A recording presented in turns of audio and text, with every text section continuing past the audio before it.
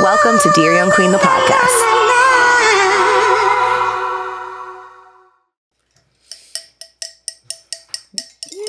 I feel like I should have my drink too. Yeah, it was. Is that the call? That's the call. That's the new call. All right, ladies, it's time. It's time. Gather. Gather around. Let us tell you a story. Lex. Yes. You got Caly in your drinking? This is not her brand anymore. What is in her cup? Calyann, darling, welcome to Casa Lex. Thank you. This is what I call a berry nice. Very nice. Very nice. You're getting It is very nice. It is very nice. Is it very nice? It's very nice. Very nice and refreshing, correct? Yes. Yeah. Raspberry lemonade, muddled raspberries, ginger, beer, and cement. No alcohol? Well, we have alcohol. Okay. We do. We are actually drinking Amanyaki. It's a locally black-owned gin that is strawberry infused. This is just a little light for, daytime vibe.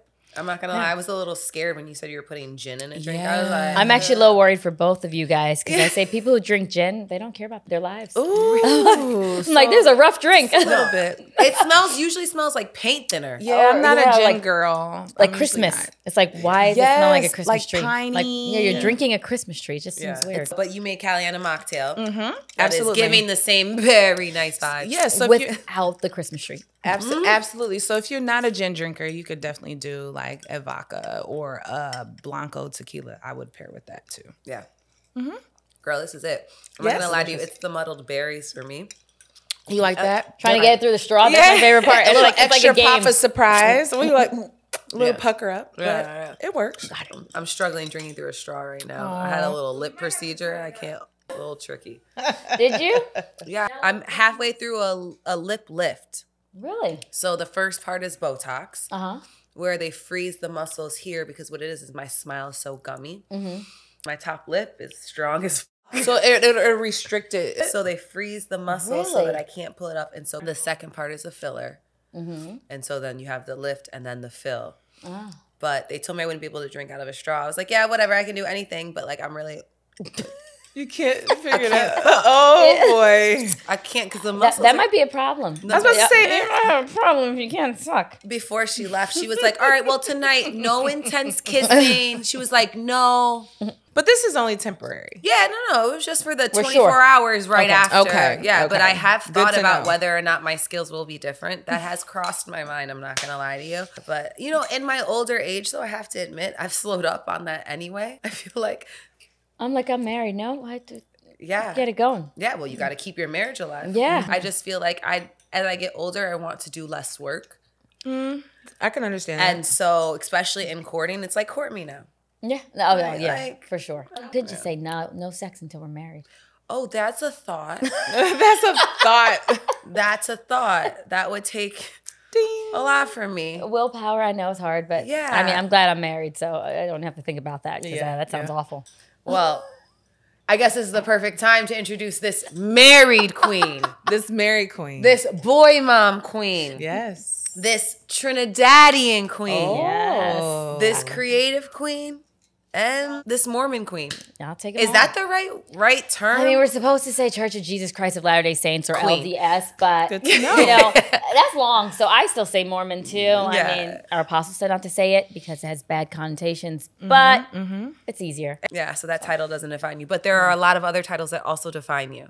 So when a queen got a lot of titles, we like to read it so we don't mess it up. Yes. Okay, so she is a Florida-based, but also Utah-based at this point. It's feeling like. I call sky-based. Okay. Sky That's Babe. cute. And my husband's name is Sky too, so it just works. Right, it works out. Stylist, the creative director for Counterpoint, which is the private label brand for the Utah Jazz. And she's also the founder of the shop Miami. Yes. She spent 14 years building Dwyane Wade into the style icon that he has become and has forged a link between the one separate worlds of sports and fashion. She's a whole part of the movement that actually turned your tunnel into a the runway. You're welcome. Yeah. She has worked with clients including Usain Bolt, Nicki Minaj, Jordan Clarkson, D Nice, Rajon Rondo, Chandler Parson, Carly Lee Towner.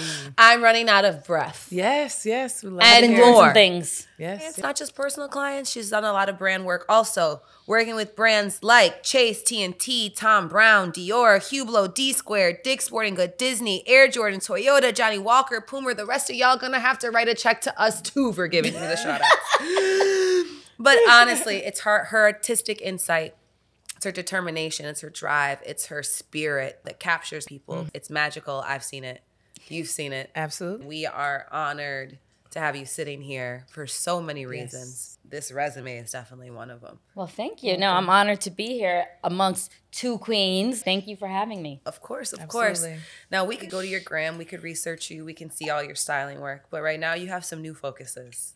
Yeah, I actually don't put that much styling work on there anymore. Yeah. Yeah, because I don't want my work to necessarily define me. I like for people to want to know me and not just what I do or who I do it for, because you find a lot of those people like gravitating towards you because of who you know and, you know, what you can potentially get them. So I tried not to put that out there. It's like, this is me. Either you see my light or you don't. That's right. That's right. You have some focuses right now. Yeah. I see you on the gram promoting the shop. I just saw a big all-star pop-up at the love shop. Yes. Please, yes. can you tell us about the shop? Your little baby, I feel like. It is my baby. Yes. And just like all children, I mean, it has taken me on a roller coaster. So the Shop Miami started as an idea with Dwyane to bring brands to Miami because people tend to not think of Miami as a fashion like place. And so it's like, hey, brands come to Miami, test out the market. I have a 6,300 square foot space where beautiful space. Thank you. Centrally located too. In Wynwood, Yes. like where It is. where everything is happening. So we do your sales, your inventory, the point of sale. Each space you can design part of it, and it's just each room tells a different story. So it's really a place for brands to come in and really like tell their story. So when you think about smaller indie brands, whatever that retailer is doing, they take like, you know, maybe 2, 3, 4 SKUs, but you don't really get to tell your story. And especially for brands of like color that, you know, we're not represented on the sales floor. Absolutely. Like at all. So I like to work with brands of color, and it's just really a chance to come to Miami, experience Miami, but also like not have to deal with all of the headaches that you usually have to deal with when you're opening your own pop-up. Yeah, what is like? So what is that? Securing the space, Securing doing the a build out, like the marketing, everything, getting the people in overhead there. in general. Just the actual space itself. The build out usually costs a lot of money too.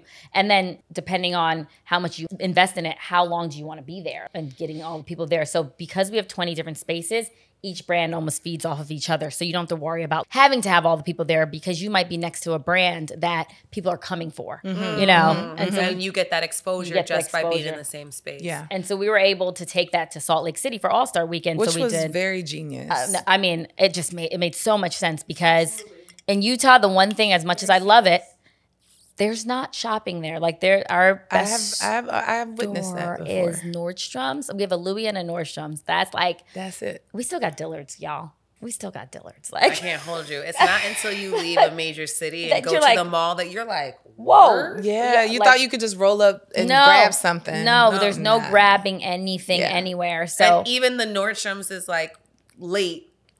Late.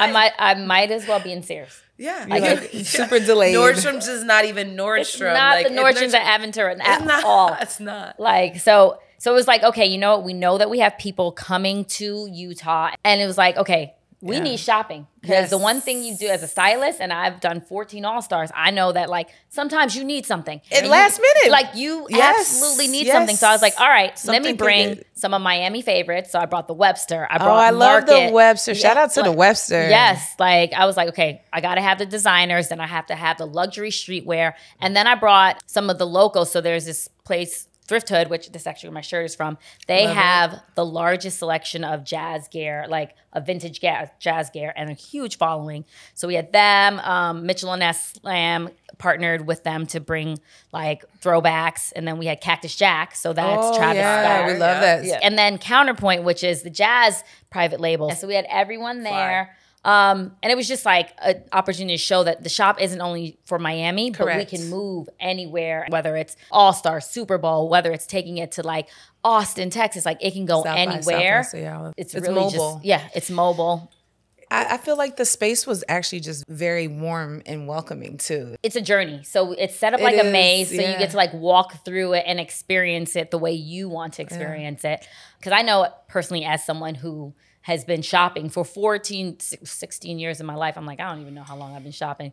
But it's like, I want to make sure that that experience is something that I enjoy. So I brought all of those years of like elements, shopping to make sure that it's something. The lighting, we have LED lighting that can change color. So if you want to tell a color story, we can do that. We have acrylic color panels and the panels are all white. So if you want to put some vinyls up on there, you can put vinyls up on there and then tell your story. So it's like, how do we make it modular and change as much as possible to really allow that brand, once again, to own the space? It's dope because I think that that's the one thing with creative direction in general. That's what you do is tell stories through experiences. It is all storytelling. Even in your fashion, even in your styling, you were always telling some sort of story. You say a lot without even saying a single word. Or even with movies, like a lot of times I'm like, you can take a movie right now and based on what we're wearing, would tell you a lot about what time we're in. Like, and people overlook that. Sometimes it's actually what the people are wearing that says like, oh, this is the 80s. Oh, yes. This is the 50s. Like, oh, these are blue collar workers. Yes. Oh, this is a luxury moment. Yeah, or it tells so much about a person and where they're from, like who they are. So wardrobe is very important. Even 50 Cent had that song, My Watch Talk For Me, My Whip Talk For Me. Yeah. Homie, what up, homie? Yes. That's true. It does speak for you. Sounds like a bunch of wins. I am blessed, like highly favored. I have to, I know that's thank God.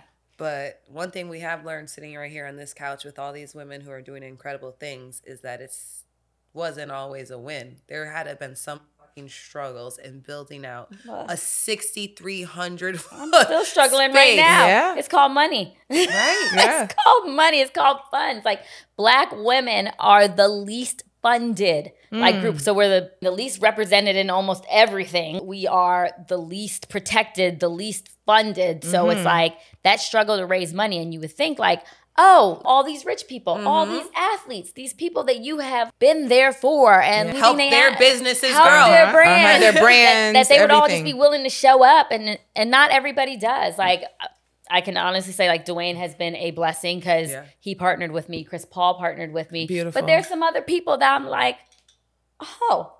Okay, I see you. All right, I've seen how much money you spend on things, so you can it. But I can't count nobody's pocket. Do what you want with your money. But it is a shock that you think like you're gonna share this great idea, and it's not to say that like I didn't have a full out business plan, deck with all the numbers and proof of the concept. Yeah, and it's still like. That's a great job, Caly. And I'm like, oh. Or even getting like brands that I've broken where I'm like, hey, do you want to come in and do this pop-up? And they're like, oh, who's going to be next to us? And I'm like, did I ask you that question when I was breaking your brand on my guy? Right. Yeah. Okay, cool. Okay, got it. And it's just like one of these things where you have to like, all right, I'm going to put that over there and just keep moving forward because the one thing I do is win. So even though I'm a struggle, I may like bring my family in. My sister runs the store for me. I will ask for help when I need it. And the people who show up, I'm going to take it. And we just keep moving forward. It's interesting that you learn a lot about people when you're in the position to need their help. But honestly, when people don't show up, I feel like you actually learn more about you. Yeah.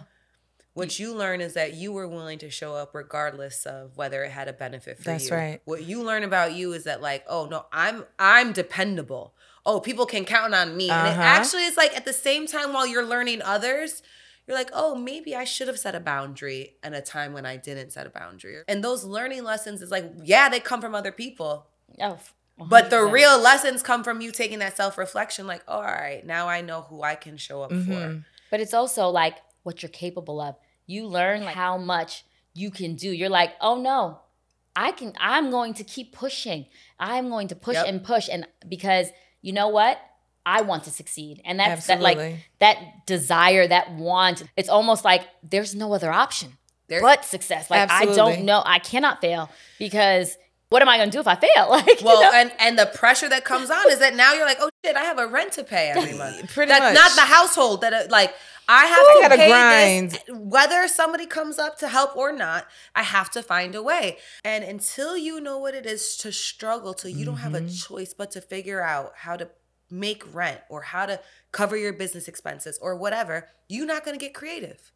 You won't figure out how to flex, how to create this opportunity, how to double back until you're in the moment where you are forced to. Yeah. And that's the thing I think that's so incredible for women, especially now that are starting these businesses without support, without funds or whatever. It is forcing us to be creative. What? Find a way to figure it out because guess what? Rent gotta be paid. That's one thing I know. Find a way. It has to be. Sometimes I'm like, all right, you know what? Oh, I really didn't want to do this job, but it gotta do it. Yes. I'll do it. I'll do the styling job. I did not want to, but you know what? I gotta pay. I gotta pay. I want my baby to grow. I want my baby to develop. Yeah. And if I have to make sacrifices just like you would for your own children, you will for your business. That's right. And it's just sometimes women get deterred and that shit will make them quit, stop, and give up. And then other people, it'll push you. It really will. I know you recently had like a natural disaster. Like what the fuck? Yeah. So that 300 unit space that's being built next to me, one of their, a form fell from their crane through my roof, which, talk about blessings that no one was there because the next day we actually were supposed to have a meeting for the city council. The next day in that same room it fell in. So, whoo, look at God. And it wasn't that it just fell through the roof. It hit the sprinklers.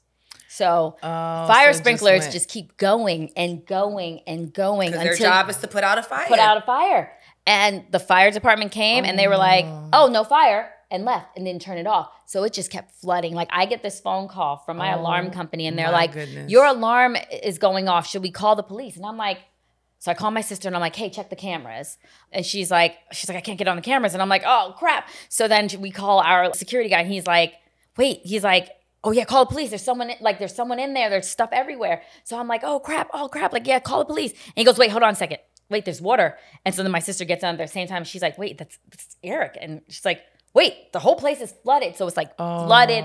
All of the shoes, everything is going through and he's trying to collect the stuff. And I have the most amazing landlords. I have to, honestly, they have been, when I'm talking about a blessing, they sent their handyman in. He was trying to take care of things. And before I even got up there, the water mitigation people were in and trying to repair the space. But water's a beast. Silent killer. Oh, it is. It's we are here because of water, but it will also take everything from you. Yes, it will. So we're going to get to the religion talk. That water is, I don't know, you read. It's interesting though that as you said that, and I wasn't even thinking about going here, how our conversation got here, but you said your landlords are a blessing. And it's funny that while you're on these journeys to creating your own things or your businesses, the people that you think will be blessings may not be. And then you encounter what I'll call angels, right? That's what I call them. And they're your little angels. You thought that you needed support in one way, not knowing that place you needed support actually was in your landlords or the people that would be able to step in. Life just reveals those things to you.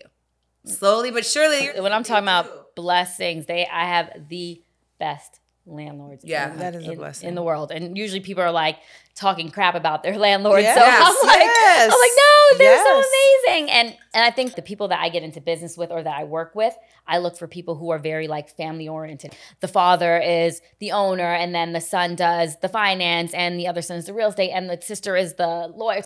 They operate as a family. And I think they can relate to me and they can see okay, we understand that you are a small business because although they were the first people to build up Edgewater when people were no way, there's no way. Edgewater's nice. Yeah. It was crashing. And he was like, no, I'm going to keep building. And he kept building it. Now people pay $10,000 to live in a 2-bedroom. Easy. You want to talk about regrets? I remember I was going to buy a place in downtown Miami for my 25th birthday. And I decided instead to take my girls on a party. We had an amazing party. You're not even friends with those bitches no more. Yeah. Well, the good thing is I actually am friends with them. So you like the investment?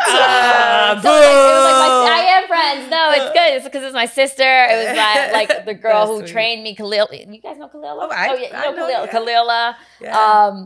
So yeah, the good thing is it was good people, Yeah. but the bad thing is I could have a lot more money in my pocket and I wouldn't need funding by anybody because I have my own. You would've remember been what selling that downtown apartment, Miami though. used to look like? Trash. Like no one ever would be there at all. You leave as soon as you're I done. grew up in with what you Miami. need. Yeah. Yeah. I grew up It in was Miami. bad. I left in 2004 and I said, I will never come back to Miami. You can't pay me to come back to Miami. This is a suckhole of a place.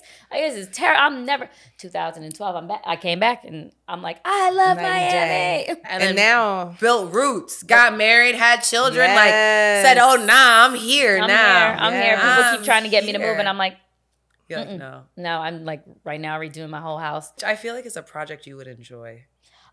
Yes, I do. And I tricked Sky into it because I was like, we're just going to redo the tile. But once the tile was up, and I was Then like, you gotta let's redo just got this. the whole house. yes. Exactly. Today, this morning, I was like, okay, Alfonso, we're breaking down that wall. We're just going to get rid of that arch. It doesn't make sense anymore. Just open the whole room. Like, This guy's like, what the because I said at the start of the year, I wanted to wear everything in my closet and see how long I could go without repeating. Like, and not buy anything else. I love this idea. My nanny came like up with that. it. My nanny came up with it. She was like, you could probably just wear everything like, and not repeat. And I was like, let me try. But I have to wait till my house is done because all my clothes So are you like can in at storage. least see Oh, so you But- haven't started yet. But when I do show my outfit, it's gonna be so amazing. In New York City, you can eat 3 square meals a day every day for 365 days and have not went to the same place twice. Oh wow, that's fun. They include like little cafes Incredible. and bodegas and stuff For like that. sure. But nonetheless, you can eat 3 full meals and never repeat in 365 days. You do the math. What is that? 1,000 places to eat?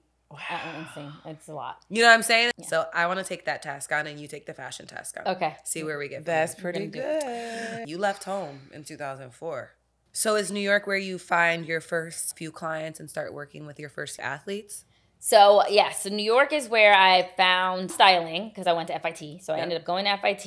It's Fashion Institute, right? Technology, yep. And I didn't know about styling. Like when I moved to New York, I didn't know what a stylist was.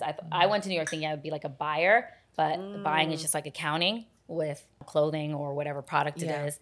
And I was like, okay, I don't want to do this. And I didn't want to be a designer because I can't draw. So, and now everybody, and now anyone can be a designer. But back then, no, you actually had to have like some kind of skills that you can like sketch things Absolutely. out. And I did a class. It was photo styling. So we did the production, the photography, the styling. And I was like, oh, this is what I want to do. Like this is for me. And of course, like in New York, you're trying to like connect with people. And finally, I had one of these like right place, right time moments where I was at Marquee on Halloween, just randomly sober. I was like just taking a break and everybody was wasted. And I'm like, this is so not fun. Like I remember like Vin Diesel was there, Little X was there. Like it was the party to be at.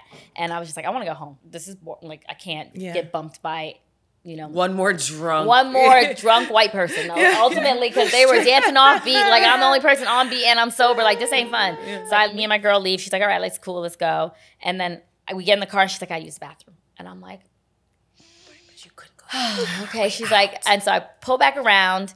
She goes in, comes back out. She's walking out with this guy, this dude. I'm like, oh, girl, that's why we came back. Right, you held me up for this. Like I'm like, what are we doing? So I'm like, who is this? And she's like, he's a photographer. He was with Lil X, and I'm like, oh hi, like all of a sudden, because who didn't have a crush on Lil X? Like who That did man not looked like everyone had a crush on him. Yeah, sure So I'm did. like, oh hi, whatever. He introduced himself. It was Jonathan Mannion. Do you know Jonathan Mannion? Yes. Yeah. So it's Jonathan Mannion. Oh, wow. Yeah. And I'm like, oh, I want to be a stylist. So we exchanged information. He happened to have just done Shaggy's music video. Like that was his first music video that he ever directed. I was really good friends with Shaggy. So Shaggy was like, hey, take a meeting with her. Like introduce her with the people that she needs to meet. And so he introduced me with the first people that I did an internship with. And that's where I met Kalila.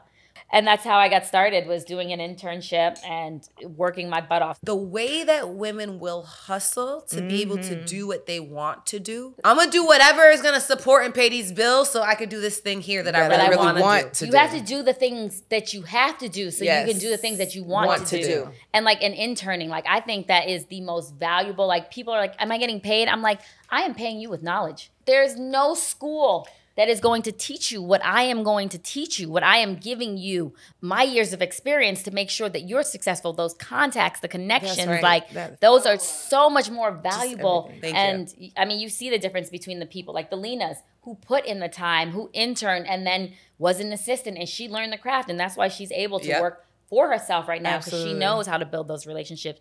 She knows how to go into a store, how you're supposed to treat the clothing when you borrow it from a brand, how you're supposed to, like, the way you send an email, the way you package it is so much. Like, people think anyone can be a stylist. No. Now in today's world, because people just wear whatever, but it's like, it's actually a craft. Like, you have to learn the craft. So now, you know, you're 14 years into this game. Do you see a difference in the people that now want to become stylists versus the people that you worked with, or even when you wanted to be a stylist? Oh, 100%. Like, even finding an actual intern now, it's like no one wants to intern. Like, I used to have 5 people interning at any given time to be my assistant. Now it's like, everybody's like, they don't want to do that. They don't want to do it. They want to be a stylist. They want to make. Yeah. How long do I have to do this? I'm like, you have to build clients, grind. And there's also so many facets of styling. Like, you can go from, it can be personal. You can have athletes. You can have celebrities. You can have regular people. You can do movies. You damn near have influencers now, probably. Yeah. Like, everything. I'll pay you with a post. Boo, my landlord don't take I can't pay him in likes. And my baby can't get bread with your likes. Yeah, it doesn't work that way. And so that's where it's like, it's the world is different. It's so different now, where I'm like, I don't even know how y'all are doing. Like, how are y'all paying bills? Like, well, I gotta ask you, Miss, one of the people credited for transforming that tunnel into a runway. You guys added a whole 1,000 dudes per year of clients to this world, right? Yeah, and up with that came thousands of stylists. And truth be told, athletes were not a clientele for wardrobe stylists. Oh, no. No one wanted to dress them because, one, they were too big. Like, it just you couldn't find nothing. When I started working with Dwyane, I remember the largest size shoe that you could really find was a size 12. Yeah. Mind you, he wore a size 14, so I'm not sure what we was doing. Taping his feet up. He was taking the insoles out, and then side clothing, no way you were walking into a store. Like, we had to educate the brands and tell them, like, no, these guys, they have money. You see them, they're forward facing. Like, people want to be athletes. And I remember doing an 11-page presentation to explain why Dwyane should be front row at Fashion Week in Milan and Paris. Yeah. Like, nobody was front row. Now we see guys left and right front row. Yeah. No one was front row. What do I look like putting a 6-foot black man at the front row of my fashion show? 6 foot, 6'4", 6'5". That's what I'm saying. And then they realized, like, oh, these big black men look good in clothes. They they are actual hangers. Like, they are. And they want to purchase it. Yes. And my biggest mistake, I would say, is that I educated the brands, but I didn't educate the players. That is where I would say, like, if I had to go back and do it again, I would do it simultaneously so that the players knew their value. Absolutely. Instead of now, it's like, they're spending all this money, and a lot of them aren't realizing, like, no. You have a brand. Like, they should be sending you stuff. And if they're not willing to send you stuff, then you don't wear them. Don't wear it. Don't tag it. Don't buy it. Don't nothing. Yeah. Like, I have a 3 ask rule. If you tell me no 3 times, we aren't supporting. You will not get my money. You will not get any of my clients' money. And I just won't do it. Like, I've actually lost clients because they're like, why can't we wear it? So I'm like, I'm not supporting that brand. I'm sorry. If you want to do it, you can go wear it on your own, but I will not buy it. Yeah. So I'm not putting it together. Yeah. It's not just about putting on clothes. Once again, it's like, don't let the outfit wear you. Like, you have to decide, what are you representing? Like, what is your brand? Like, making sure that your selection, that your choices, that the brands you're working with are sending that message. And then partnering with brands that also support the things that you support. Like, that they're not just taking, that they're also giving back. Yes. So like, let's say Balenciaga. Right? You just said, let's just go Balenciaga. Yeah, like, let's just throw out a brand like that has had so much controversy behind it, but also probably produces the best sized items for men that size. I stopped supporting Balenciaga probably about 7-8 years ago because they said no to all my guys, and I'm like, Okay, So well why? then. Like, and even Interesting. Usain Bolt, they still said no. And this is like to big things. This is like GQ Man of the Year. It's not like I'm asking for like, yo, he going to the homie party. I'm like, no, this dude is like. He's going to be on the carpet. He's going to be on the He's carpet. going to be photographed. He's going, yeah, like, and He's an X-time Olympian. That's a world champion. The fastest man alive. Like, and you're over here dressing a YouTuber. Y'all playing. Like the Yes, fast, like, yes, and that's where I'm like, yes. okay, so we have these people who have not accomplished much that y'all are willing and ready to dress Yes. at any given time. And I have these champions who are like elite of the elite, because I only work with the elite, you know. But like, and you have the nerve to say no. It just puts a bitter taste in your mouth. Yeah, I can't support that. I can't. And a lot of times I'm like, why? I'm like, oh, that's not what we're focused on. Oh, but you focus on that money. Got it. Got it. All right. Cool. Got it. A lot of these athletes now are starting their own brands and lines. And are there any athletes that you feel like you really like watching come up, or that you see doing their thing, or like? I love Russell Westbrook. Like, Yeah. like he really done a took, great job. He took the time to actually learn the craft. He learned the craft for himself. And that's like one of those like moments where I'm like, he asked me to work with him and I didn't. And I'm actually happy that I didn't, because I don't think I would have been able to do the justice that he did for himself. Like, he learned, he made those relationships, he forged those relationships, because I was so busy working on like Dwyane that I wouldn't have had time to build two different guys. Yeah. And I mean, he really cares about every single detail. Like, I've talked to him about it where he's just like, I can't do this because we're focusing on this. And he actually takes the time. And that's really important, because having a clothing brand is hard. It is a suckhole of money. And sometimes like, just because you translate in one way or in one arena doesn't mean that you have that same support when you're trying to sell things. You have to have a team behind you that knows marketing, that has the relationships with the retailers to get into there. Because ultimately, like, yeah, you can do direct to consumer, but what makes your brand is who you're positioned next to. So would you ever have your own line? I mean, I technically do for the jazz. No, Yeah. So, I mean, I like to create for other people. I don't know if I would want the pressure of my own. This is like, I have an actual client base and fan base that I'm focusing on, that I'm creating something for. It's a specified direction that says like, all right, cool, I know how to capture this audience. Yeah. And we have a mission and a vision, because the owners of the Jazz, Ryan and Ashley, like, they're very clear of what they want to do. And they're like, they want the note out there. It's the best logo in the NBA, honestly. Like, when you think about it, it's a note. Like, It's a note, it a can musical note. Yeah, it can go anywhere. So it's like, how do we put that out there in a way that's not like your typical fan gear? Because like, I'm not wearing, but keeping the integrity at the same time. I'm not wearing fan gear. Like, Yeah. I'm just not.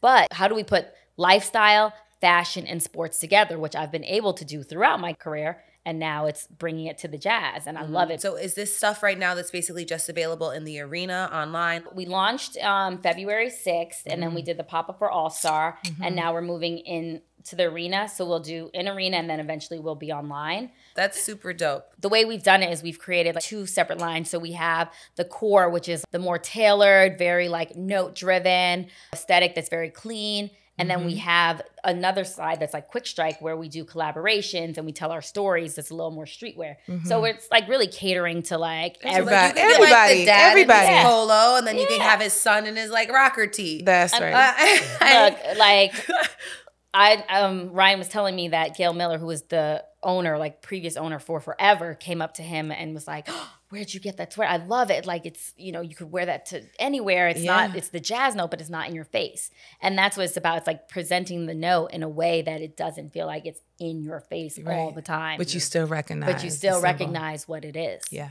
Yeah. So that's, you know. That's super dope. But I feel like you have other ties to Utah. Yes. Like, I know that you, like, you know, you have all this business going on, but you recently made recently, what, 4 or 5 years? It'll be 4 years in June. 4 years made is it a religious conversion?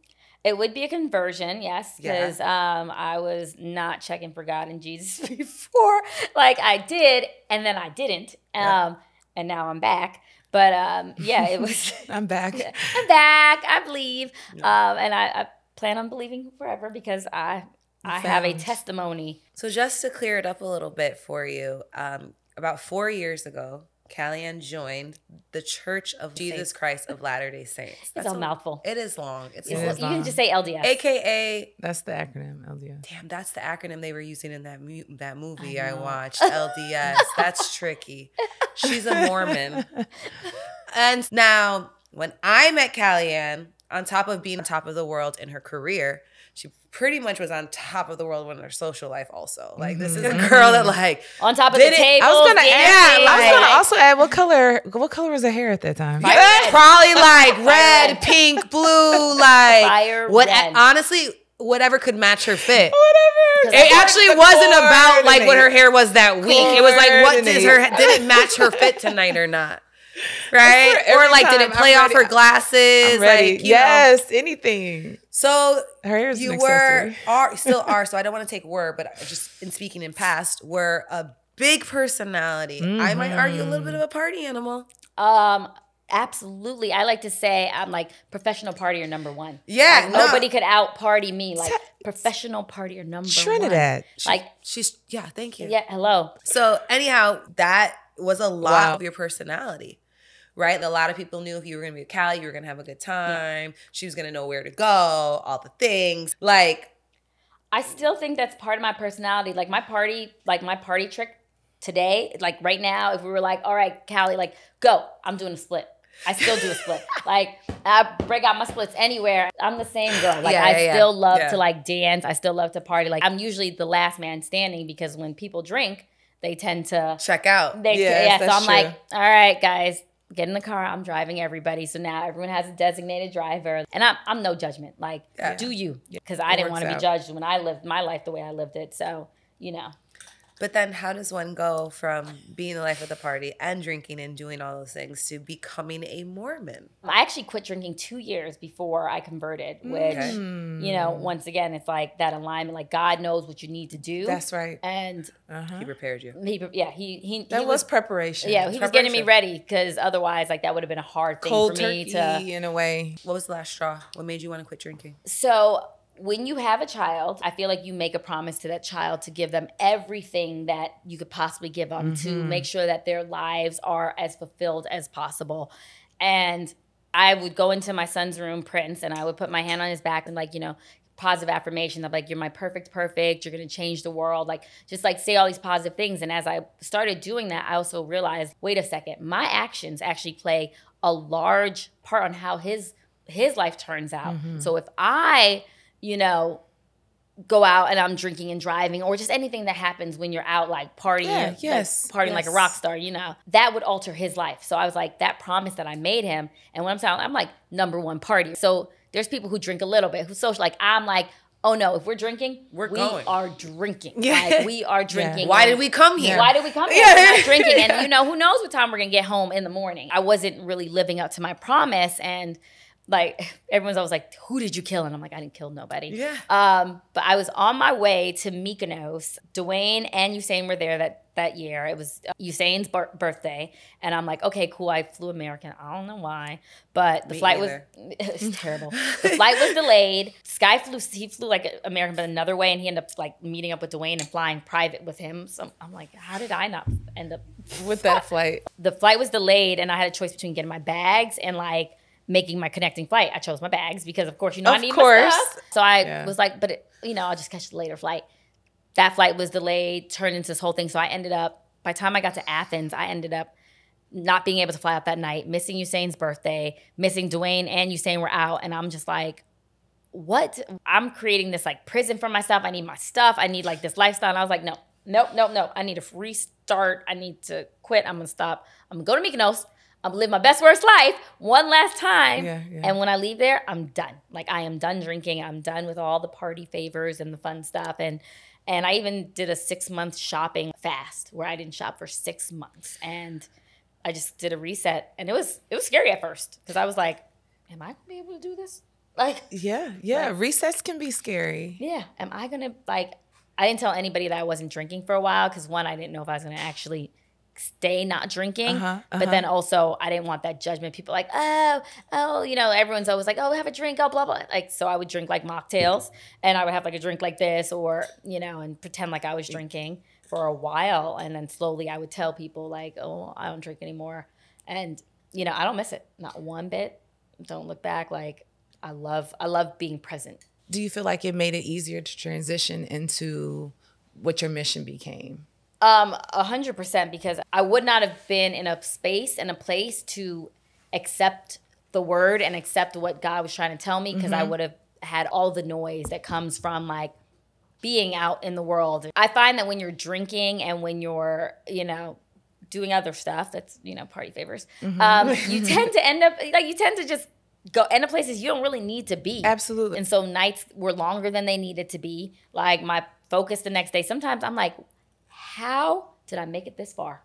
Because, whoo, like, oh, but that's how I know that somebody was guiding my life, guiding my purpose. And I also, like, I think when I decided to quit drinking, it was like, I felt my luck running out too. I think like you actually can feel like your luck running out. Like you feel like when it's like, okay. That could have not ended how it ended. Yeah. That could have been way different. Yes. And I'm glad I made it. Yeah, I'm glad I made it, but I don't know. My guardian angel tired. She's like, boo. Yeah. Like, I'm on my last. Yeah, girl, I need you to get it together fast because I can't protect you. Without trying to justify going out and partying and all of that, how much of that did you actually pull like creativity from, or like, you know what I'm saying? I really don't think I found inspiration. I did create a lot of like relationships from that because you know, partiers like to party. Yeah. So there were a lot of relationships that I built from being out and about. And I mean, when I ending up in a car with somebody, and you're like, oh shit, some random person, that you like, or you end up at a house party in the hills, and all of a sudden, like, you have a relationship with them and you still have relationships with them. So, like, I would not say like, oh, there was no benefit of it. Yeah. But I also know that I've also formed meaningful relationships since. Yeah. So it's not like, oh, without it, I'm not going to form those relationships. Like, actually, I might form even more meaningful relationships because I remember the entire conversation the next day. We could actually sit down and like have a plan out an entire like something that we want to do in that moment. And then you can follow up on it because you remember that it happened. And I have a lot of sober friends that those are part of like some of my inspirations when I was like, okay, I can do this. And I liked how far they were in their career because their focus was on getting the things done. And I can honestly say, had I not partied so much, I probably would have cured cancer, but you know. Yeah. Girl, I think that shit all the time. Like, damn, if I would have just focused, where really would I be? Where would I have been? Let me lock in one more time. Where would I be? But you know what? Hey. Yeah. I'm not mad at it because I got experiences mama has lived. Live 8 lives. living. I'm on my knife. Yeah. So I got to take care. And still living. One of the people you met through these journeys, though, was someone named Clark. Yeah. And Clark was instrumental in you exploring LDS.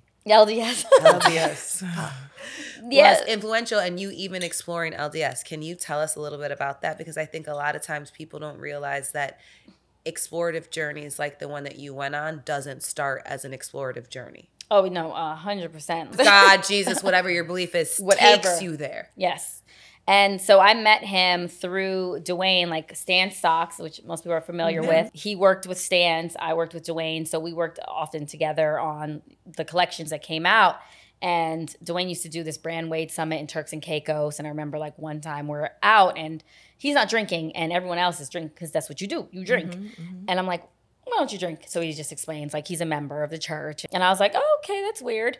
But, you know, later on that night we went to the hotel club, which was like 30 of us like dancing and rapping. And he's like singing all the lyrics to Jay-Z. And I'm like, but you do. But you're kind of fun. I'm like, I'm like, you're a Mormon, don't drink, but you're like, you're partying. We're like playing spades. Like, wait a second. But then on top of that, he was all about his family, very family oriented, which, you know, in this industry, People are about themselves. Like, you're not putting your family first, and his family mattered. Like, I remember the first time I met his wife, I was having a party for Prince, his third party at their house. And I was like, hi, I'm Calyann. Clark said I could have a party here, and you guys have a lot of kids. So it's like built-in party guests. And that's how I am. I'm like, yo, if I got it, you got it. Everyone's welcome. Like, doors open. Come on in. Like, to experience that while in the industry, it was actually brighter than all of the, you know, bright, shiny things that are in the industry. And I'm like, and I'm just like, oh. I can maintain my family values and still be in this space. Yeah, and I still wasn't even thinking about being a member yet. This is just us, like, connecting and, like. Just curiosity and just observation. Talking, just talking. And, you know, started reading a few books. And then I was like, you know what? Give me your book. I'm going to read it, and then I'm going to prove you wrong. And he gave me his book. And I didn't prove him wrong, actually. As we can see, I'm a member now. So, no, that's not how it worked. But what were you trying to prove to him? Like, what was to prove wrong? Like, well, what? I had stopped believing in God and Jesus. Like, I still believed in the universe. I believed in a higher power, but I wouldn't call it God and Jesus because, you know, God and Jesus has been used so many times to, like, justify bad behavior throughout centuries, you know, like even slavery. When you talk about slavery, where they use the Bible to justify slavery. So it's like, no, I don't want to be a part of religion. And what I saw from him, though, was like, you know, religion isn't necessarily control. People can use it for control, or it can be guidelines for what you do with your idle time. And for members of the church, they do a lot of service. Service is a big part of our, like, church. And I was like, I enjoy that. Like, that's actually when I feel the most best. Like, it's when I am doing service for others. But I had a whole come to Jesus moment, because when God is working in and through you and has a message for you and has a work for you, then, like, you can't deny it, or you're not going to live in your truth. And, like, I couldn't deny that Jesus was real. Like, everything just started aligning. I got baptized. Then Donovan Mitchell's mom called me, not because I got baptized, but she's like, hey, do you want to work with my son? And I'm like. Like right after, like almost like immediately after. It was soon after. And I'm just like, oh, this is weird. So I started working with Donovan, started working with Jordan, and then Dwyane becomes a part owner of the team. Alignment. Sometimes we're sitting there, we're like, how did we get to Utah? Like, we came from like the polar Miami. opposite. Like, it's dry, Miami's wet, like, it's like diversity, not like yes, color. But, like, how do we get here? Like, it's the craziest thing, and it's really like that alignment, because we're supposed to be there. You're supposed to be there. And, you know, and like, I'm happier. Yeah. I am more fulfilled. Yeah. I have a purpose. I honestly feel like, you know, members don't drink. And there's a lot of parents who, like, kids now with social media and going out into the world, they're experiencing things that their parents really can't explain to them.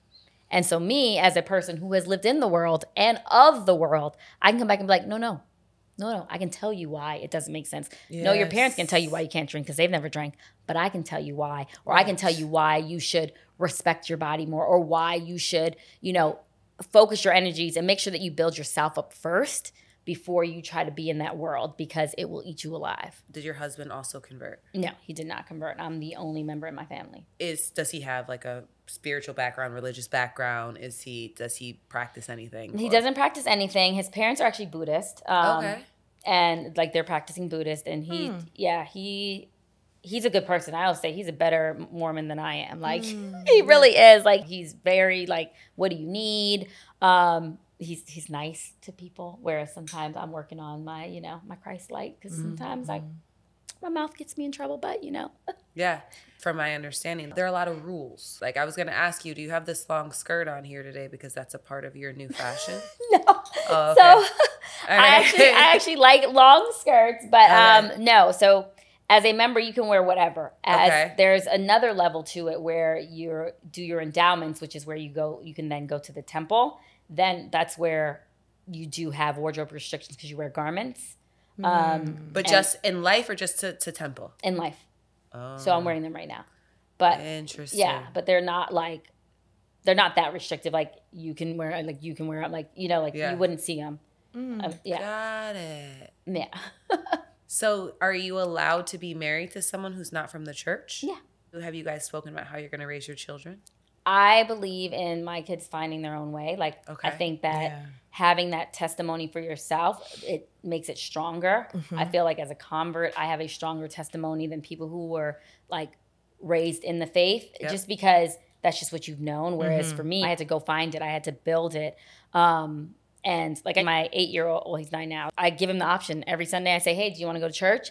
And, you know, it's up to him. I also felt like after church every Sunday, I would have to say like, hey, Prince, I know you're supposed to listen to them and everything, but Jesus isn't white. So there's that conflict where I'm like, okay, I'm not going to force you to go somewhere where I also have to then explain like that Jesus is not white.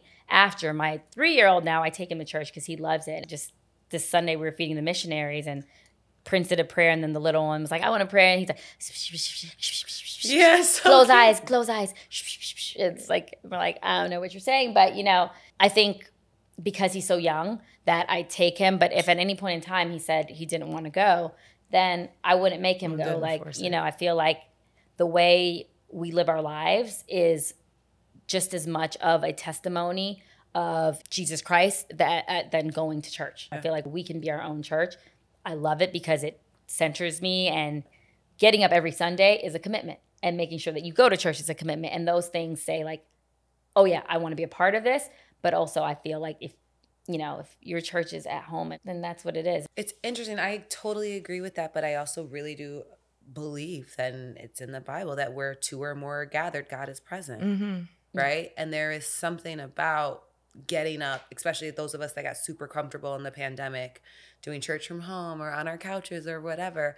There is something, yes, about the dedication, but there is something more about the way that the presence of the Lord moves through a space where everybody has dedicated energy towards that, right? That is just unmatched. It's a lot more stronger. Yeah. I mean, and there's also like, sometimes I will have a whole conversation with somebody like in the club, like talking to people, and everyone's like, what were you guys talking about? And I'm like, Jesus. And they're like, no, you were not. And I was like, no, we were. Like, someone would come up to me and they're like, you're glowing. And I usually say, it's the light of Christ. Like, and then we start talking about Jesus. And so I don't think that you necessarily have to be in church to do the Lord's work. I think that it's actually I agree with that. Yeah, we're supposed to be doing it. We're supposed to be doing all the time, everywhere, and how we live our life is really telling on, you know, how much we believe and how much of followers of Christ we are. Alexis. Yes. Do you believe in Jesus Christ? Do I believe in Jesus? I believe in Jesus. I believe that Jesus existed. And living in Israel, visiting Bethlehem, and the many people that will come and try to walk the footsteps, and also just be there in the presence of just what they have read. So living there validated existence. Interesting. Absolutely. What were you born into? I went to United Methodist, so just Christian. Easter, Christmas, Bible study, and in the choir. So all of that. And worshiping on Sundays. And then living in Israel, that's when I just started opening up even more. But even just from traveling to Asia, traveling in the Middle East, there's different religions. I've been to the Vatican. I've also been inside mosques and temples and felt that spirit. Yeah. I feel like because I've had so much human experience, I have to listen. I just feel like that's just the way it is. And if you do read, whatever you're reading, they all are going back to the same root. It's the same root. So just talking and opening up to everyone, you know, just kind of formed my I don't want to say my own religion because I can't say that. Yeah. But my spirituality, my rooted of my spirituality is God at the end of the day. That is my pinnacle. I think the basis of all like religion or faith, it's always like faith, love, charity. And if you keep that like at the center. That's the integrity of it. Yeah, of any of it, regardless of if you're a Buddhist, you're a Jewish, you're Mormon, you're like, it doesn't matter what you are, as long as you are really like, holding on like those from core God, like, values. faith, love, and charity. Like that, I think, is really what binds us, and people forget about that. Absolutely. They get all like they forget about that. Yeah, they get confused and like you're supposed to do this and you're supposed to do that, and it's like no. Yeah, you're just supposed to love. Like, that's right, and do for each other. Yeah. And that's where it gets confusing, is that people are trying to Absolutely. make everyone do all the other things. And it's like, No. throw it all away and just love. But you and the father of your children have decided to raise your children under the structure of Judaism. Yes, there's different levels. My ex-husband went to another extreme than I did. There's different levels. There's conservative, there's orthodox, and then there's reform. I am proud to say reform. That was the most comfortable for me in my transition, especially being a Black woman. I work also on another podcast, on Angie Martinez's podcast, and she did an interview with Lauren London on grief, and she really goes into like how much she had to tap into her spirituality and all these other moments. But one of the things that she says is that you don't have a relationship with God until you're forced to question your relationship with God. And I just believe that that is so true to every single person that I feel like at some point has found themselves strayed from their religion or not felt like they were in the right place. It took a moment of questioning. For you, it took a moment of not believing. For you, it took a moment of like leaving the country, right? For me, it took a depression where there was nothing else but God that could have brought me out of it. As soon as you battle with like, without battling the religion, but actually battle the spirituality. And I think you're supposed to. God wants you to question. Like, I believe that too. Yeah, it's not about blind faith. You should ask questions and he will give you the answers. Straight up. As you seek, like, yes. After I was baptized, so baptized, and that is the most, like, when I'm talking about like the best feeling you could ever, like being dunked and coming back, and it's seriously like born again. It sounds so cliche, but it's like you feel like a new person and had this amazing party. And then that Monday, Sky called me and he's like, hey, I have a pain in my groin. And I'm like, okay. So he goes to the ER and gets like checked out. They do a whole scan and they're like, we think you have leukemia. And I'm like, I'm on my high for my baptism. You like just the next. Wait a second. Yeah, no. Like, almost in the same I just breath. got baptized. This is not happening to us. I was like, no. I'm pregnant. Like, I just got baptized. I'm doing all these things. Like we're doing everything right here. What you mean? I was living my best, worst life, and nothing like this happened. So we're going through, and he's doing like all these tests. We're going to see all the doctors, and I remember he looked at me one day, and this is probably the worst thing he's ever said to me, but he was like, "Where's your God now?" When I'm talking about cut, like it cut so bad because I was thinking the exact same thing. Yeah. And I was just like... And he said it out loud. And he said it out loud. But at that moment, I had like, it was like, once again, God was like, I'm with you. Like you were going to go through this regardless. This was something you were going through. Now you're going through it with me. And my whole mindset changed. Even where people are like, oh, but what about, how do you explain bad things? I don't think bad things happen. I think things happen. Yes. And if you get a lesson from it, then it was just a thing. Absolutely. If you don't learn that lesson, that's where it becomes a bad thing. And I think that's for me was like that moment where it's like, even though I believed, I still, once again, questioned. And God, it was like, no, I'm here with you. I am helping you through this. And he didn't have leukemia. We still don't even know what happened. Yeah. Like the craziest thing, like craziest, like 3 months of my life pregnant. But, Yeah, but that's that tough. also could have been a push at Sky. Yeah. That could have been just him getting like a couple extra taps to say like, are you ready yet too? Okay, Yeah, all right, you're not ready yet, and that's fine. God will just tap you a few times to say. Trust me, I tell him all the time one thing, I'm like, maybe it's more speaking to you, but when you're ready to listen, you can listen. Listen, right, whenever you're ready. I think that it's super dope outside of just being accomplished, outside of being someone that chased your dreams, that work hard, that values family.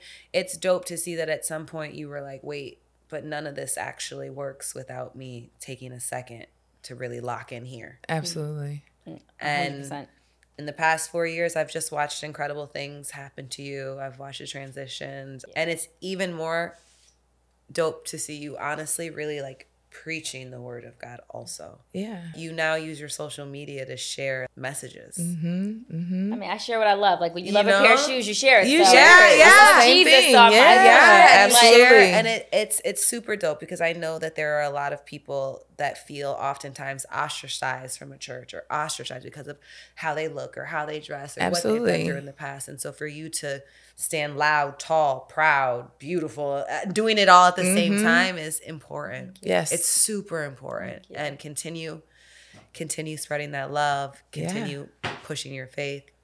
Continue being a dope wife, businesswoman, entrepreneur. Yes. Keep going. Keep going. More.